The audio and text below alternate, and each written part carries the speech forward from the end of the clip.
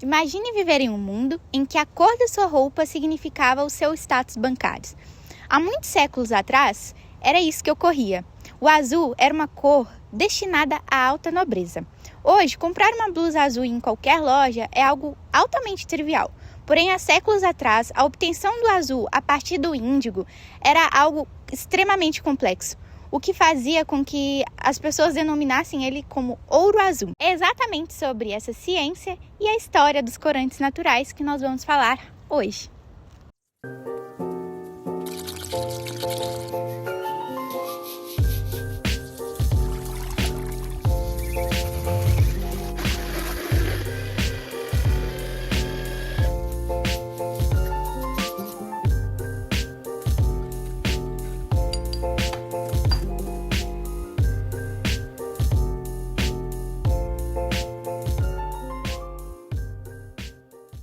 Para iniciar, vamos introduzir um pouquinho sobre o que são os corantes. De acordo com a Agência Nacional de Vigilância Sanitária, os corantes são substâncias introduzidas a compostos com a finalidade de conferir, intensificar ou restaurar sua coloração. A cor observada ela está relacionada a um grupo químico chamado de cromóforos, que conseguem absorver luz visível no espectro eletromagnético. A luz que não foi absorvida, ela é percebida pelos nossos olhos como cor. Essa absorção de luz nos corantes naturais está relacionada com os seus sistemas de ligações duplas conjugadas e deslocalização de elétrons, que confere mais estabilidade e cor a flores, frutos e plantas. O uso de corantes naturais, há muito tempo, é um aspecto essencial na civilização humana. Desde o período paleolítico, o homem utiliza elementos da natureza para colorir a vida. Um exemplo são as pinturas rupestres. Desde sempre, o homem paleolítico utilizava elementos da natureza moídos como argila, minério, plantas, para poder registrar o seu dia a dia ou registrar seus sentimentos. Além disso, os corantes naturais têm uma ligação umbilical com o Brasil, a começar pelo nome. A primeira atividade econômica dessa região foi a extração de pau-brasil, à procura do cobiçado corante vermelho. Os corantes naturais são formados por 3 pilares: o pigmento, que dá a cor, o solvente, que geralmente é a água, e o aglutinante, que une os dois e fixa os ingredientes. Além disso, os corantes naturais podem ter 3 origens: origem mineral, através de minérios, argilas, o solo; origem animal, que historicamente é a menos usada; e origem vegetal, que é a mais abundante. Como exemplo dos corantes minerais, a gente tem, por exemplo, o óxido de ferro, que produz a cor marrom avermelhada. No animal, de origem animal, a gente tem a púrpura de Tiro, que mais para frente vamos falar sobre ela, e o vegetal, como dito, que é o mais abundante e inclusive muito usado pelos ancestrais dos povos indígenas aqui do Brasil, como por exemplo o urucum, o genipapo e o açafrão. O primeiro corante natural que vamos abordar vai ser o óxido de ferro, que é um corante de origem mineral amplamente utilizado para a fabricação de maquiagens, cosméticos e sabonetes. Esse corante ele é de ocorrência natural em minérios da crosta terrestre, como é o caso da hematita, que apresenta coloração vermelha, e da limonita, que apresenta tonalidades amareladas. Os óxidos de ferro têm a vantagem de ter baixa toxicidade, elevada estabilidade química e alta resistência ao calor e à oxidação, o que confere a eles essa vantagem de demorar para a cor desbotar dos seus produtos. Entretanto, os óxidos de ferro eles são valorizados apenas por sua durabilidade e estabilidade, não sendo utilizados em nenhum campo medicinal ou não têm nenhuma propriedade biológica, como é o caso de corantes vegetais, das antocianinas e da curcumina.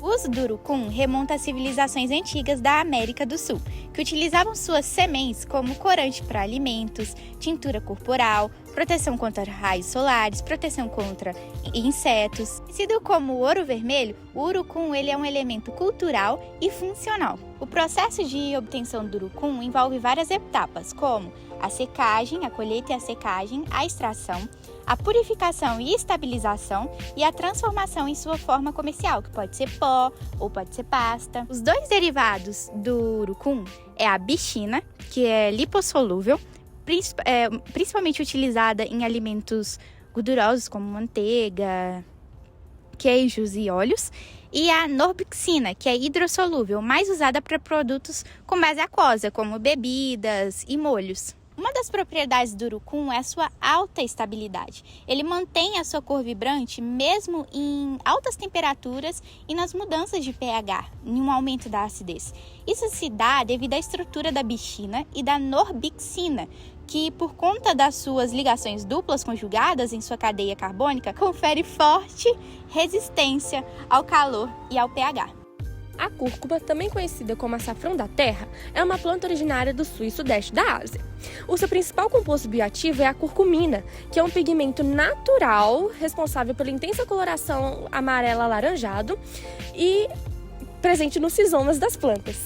A curcumina é amplamente utilizada em produtos alimentícios, como é o caso de margarinas, queijos e molhos, além de produtos farmacêuticos, cosméticos e pesquisas envolvendo células sensibilizadas por corantes naturais. Como corante natural, a cúrcuma apresenta diversas vantagens, como sendo uma fonte renovável, biodegradável, de baixo custo e que apresenta pouca toxicidade. Dessa forma, ela é utilizada amplamente nos lugares de corantes sintéticos na indústria farmacêutica, cosméticos, entre outras aplicações.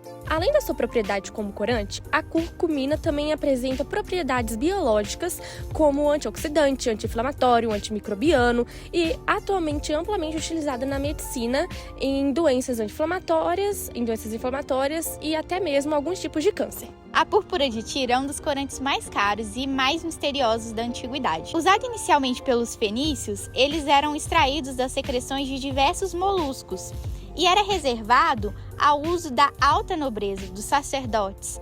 E em Roma, os césares o declararam sua cor oficialmente e também reivindicaram os direitos sobre sua produção. O processo de obtenção da púrpura é um processo complexo em que a secreção é retirada do molusco ainda vivo e depois, posteriormente, é colocada na luz solar durante um período de tempo até que a sua cor oxide e vire um púrpura, uma cor arroxeada. A púrpura de Tiro autêntica quase não é mais produzida, praticamente não é mais produzida atualmente, porque os custos são elevadíssimos. Precisa-se mais ou menos cerca de 12 mil moluscos para fazer 1 grama da tintura. Além, de perturbar a natureza e acabar com as espécies de moluscos. Como os corantes naturais possuem polaridades diferentes, a escolha de um bom solvente é necessária para poder garantir um bom rendimento de extração e evitar a degradação do pigmento.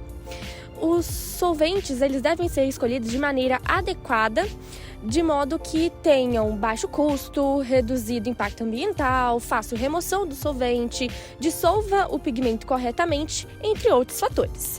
Entre os principais solventes utilizados, nós temos a água, que consegue dissolver facilmente compostos hidrossolúveis, e as antocianinas, que é o pigmento responsável pelo repolho roxo, por exemplo. Além disso, o etanol é utilizado na extração de curcumina, por exemplo, porque ele é de fácil remoção e baixo custo. A acetona ela é frequentemente utilizada na extração de clorofila e carotenoides das plantas, por ser um solvente de polaridade intermediária. Enquanto o hexano, ele é um solvente apolar e, portanto, dissolve melhor compostos que são lipossolúveis e também outros carotenoides. Após a extração, o solvente ele pode ser removido com métodos simples, como filtração ou evaporação simples e rotativa. O princípio fundamental de qualquer extração que vamos discutir agora é a transferência da massa do estado sólido para o estado líquido. Para que isso aconteça com eficiência, a gente precisa de 2 coisas. Primeiro, romper a parede celular da matriz vegetal ou animal que vamos utilizar. E segundo, escolher um solvente com a polaridade correta para poder puxar o nosso corante de interesse. Seja ele uma antocianina mais polar ou um carotenoide mais apolar. Começando pelos métodos clássicos, a gente tem a maceração, a decocção e a infusão. A maceração ele é um processo a frio, onde a matriz ela é triturada e fica submersa no solvente por longos períodos de tempo. Ele é um método mais seguro para corantes sensíveis ao calor, porém, a desvantagem é que ele é muito demorado e o rendimento costuma ser baixo. Já na infusão e na decocção, é usada a energia térmica, ou seja, o calor. ele acelera essa extração. A diferença é que na decocção a amostra ferve junto com o solvente, enquanto que na infusão a gente joga o solvente quente sobre ela. Aumenta muito a eficiência, mas a gente precisa ter muito cuidado para não degradar a estrutura molecular do nosso corante. Agora, indo para as técnicas de extração mais tecnológicas, mais atualizadas e atuais, nós temos a extração assistida por ultrassom e também a extração assistida por micro-ondas. Na extração assistida por ultrassom, são usadas ondas sonoras de alta frequência e essas ondas elas criam microbolhas no solvente que implodem violentamente. Esse fenômeno é chamado de cavitação. Essa força mecânica rompe as células e faz com que instantaneamente seja liberado o corante. Agora, na técnica de extração assistida por micro-ondas, é aquecido a umidade de dentro da própria célula da planta ou do animal, e isso gera uma pressão interna tão grande que as estruturas se rompem de dentro para fora em questão de minutos, liberando o corante.